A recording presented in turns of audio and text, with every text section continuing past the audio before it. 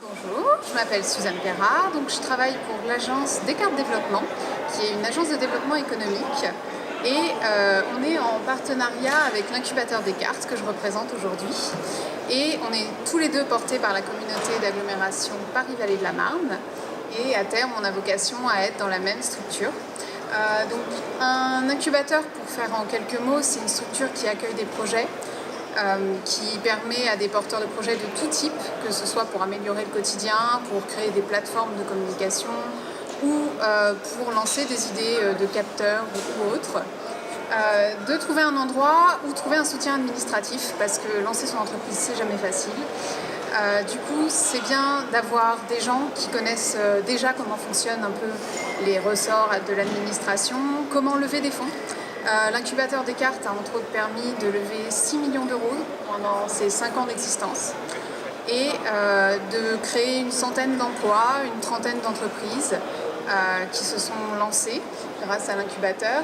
Ce qui distingue l'incubateur Descartes peut-être des autres incubateurs qu'on peut trouver en Île-de-France, c'est surtout le fait qu'il est dans un territoire très particulier, avec Université Paris-Est, qui est une communauté d'établissements. C'est des laboratoires, c'est des universités, l'Université Marne-la-Vallée, les Ponts et Chaussées, l'ESSIE, le AVT, pour en citer quelques-uns.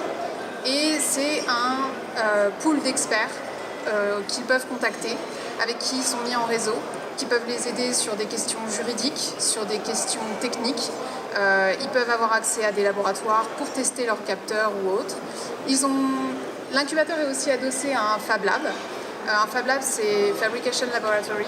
Ça veut dire que c'est un concept qui a été initié par le MIT et qui permet d'avoir accès assez simplement à des machines très techniques, type fraiseuse ou imprimante 3D. Et ça leur permet de créer des prototypes, de les tester. Donc évidemment, tous les incubés ont un accès privilégié, mais ça peut être n'importe qui vient au Fab Lab, qui s'y inscrit. Il y a des formations évidemment parce que certaines machines sont très techniques. Et voilà un peu ce qu'est l'incubateur Descartes en quelques mots. Finalement, pour continuer, il y a énormément en ce moment de projets qui sont à l'étude, environ disons une cinquantaine, et il y en a 14 qui ont été retenus et qui sont en ce moment incubés. Pour en citer quelques-uns, il y a Digger, Pixinov, Internest qui sont sur des drones et donc technologie de pointe et qui essayent de faire un service de proximité avec des drones. Voilà pour ma présentation.